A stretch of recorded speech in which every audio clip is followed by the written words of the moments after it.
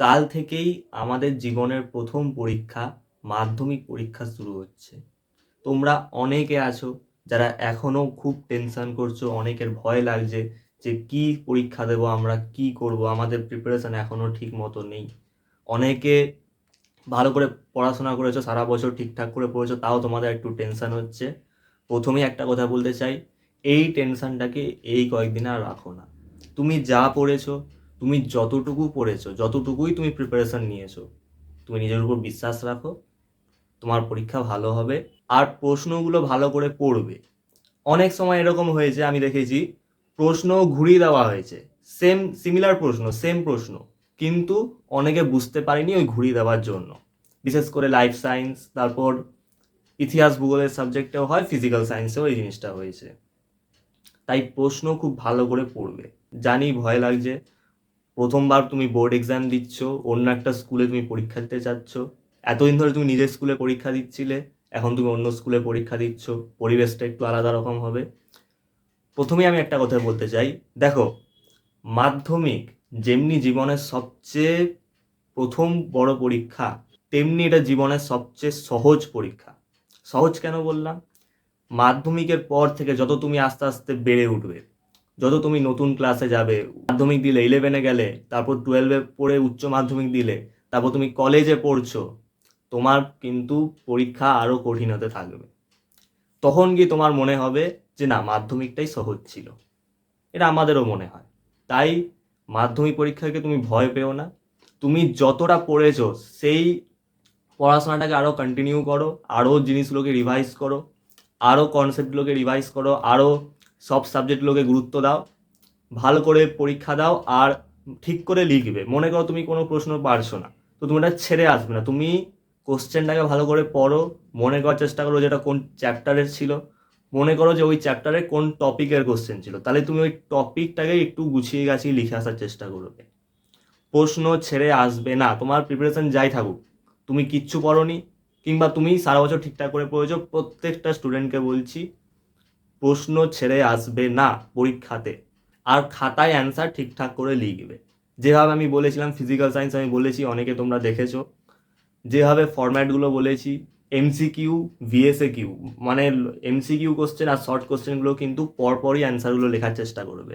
মনে করো তুমি কোনো প্রশ্ন পারছো না, যে 2-এর দাগের 4-এর প্রশ্নটা আমি পারছি না, কিংবা এমসিকিউর 1-এর দাগের 9 নাম্বার প্রশ্নটা আমি পারছি না, তুমি ওটার জায়গাটা ছেড়ে রাখো। কারণ তুমি শুধু অপশান লিখবে, অপশান লেখার জায়গাটা ছেড়ে রাখো। ওখানে তুমি আগে পিছু অমনি করবে না, ওখানে তুমি পরপর লেখার চেষ্টা করবে। আর লং কোশ্চেনের ক্ষেত্রে অনেক সময় হতে পারে যে তোমার প্রশ্নটা একদমই বুঝতে পারছো না তুমি, সেই ক্ষেত্রে তুমি কি করতে পারো, যে ওই গ্রুপটা, যে গ্রুপে তুমি কোশ্চেনগুলো করছো, মনে করো যে তুমি গ্রুপ সি বিভাগ গয়ের কোশ্চেনগুলো করছো, যেটা পারছো না ওটাকে বাদ দিয়ে ওটাকে তুমি সবার লাস্টে ওই সেকশানেই, ওই বিভাগেরই মধ্যে তুমি করার চেষ্টা করবে। যতটুকু তুমি জানো তুমি লিখে আসার চেষ্টা করবে। আর এই কয়েকদিনে আরেকটা জিনিস হয়, এই কয়েকদিনে অনেকে প্রশ্ন ফাঁস নিয়ে সার্চ করা শুরু করে, দেখছি আমার চ্যানেলে অনেকে সার্চ করছে, তো প্লিজ এসবে কেউ সময় নষ্ট করো না। প্রশ্ন ফাঁস বলে, এখনও বলছি আমি, যারা জানো না, প্রশ্ন ফাঁস বলে কিচ্ছু হয় না। তাই বলছি, এই সময় কোনো সাজেশন, কোনো কোশ্চেন যে দিজ্ঞা, তুমি কিচ্ছু এখন এই মুহূর্তে দেখো না। অনেকে এই ভুলটা করেছিল, আগের বছর এই ভুলটা অনেকে করেছে, যার জন্য তাদের পরীক্ষাও খারাপ হয়েছে। তাই তোমরা কিন্তু এই সব ভুলগুলো করতে যেও না। আর তোমরা যারা আমার চ্যানেলে ছিলে বছরের শুরু থেকে বা মাঝামাঝিতে হোক বা লাস্টেও হোক, আমার চ্যানেলটাকে তুমি ফলো করেছিলে বা আমার চ্যানেলের ভিডিওস দেখতে, তোমাদেরকে একটাই কথা বলতে চাই, যে দেখো, আমি যতটা পেরেছি তোমাদের জন্য লড়াই করেছি।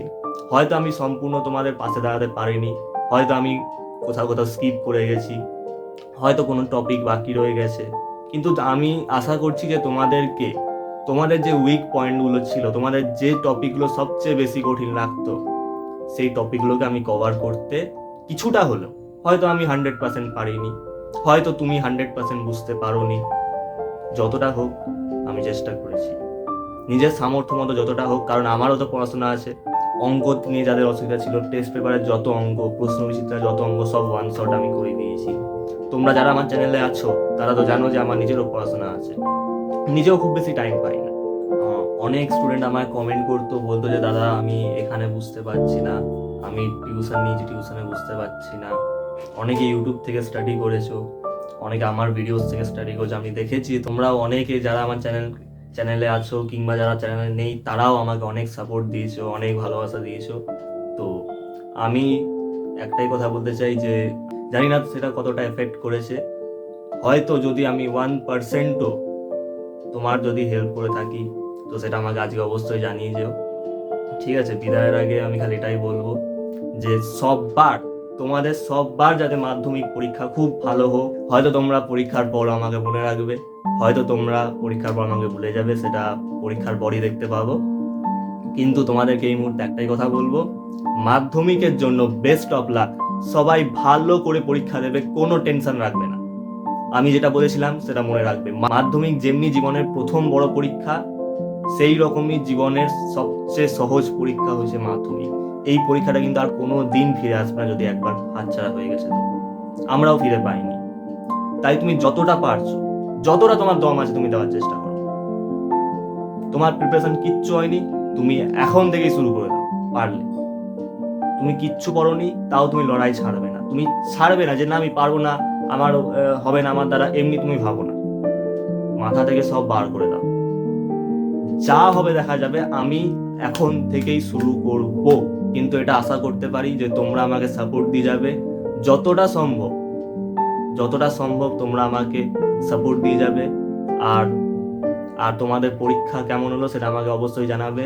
দেখো, আলটিমেটলি আমি তোমাদের পাশে আছি, আর তোমাদেরকে একটা সঠিক দিশা দেখানোর জন্য তোমাদের সাথে সবসময় আছি।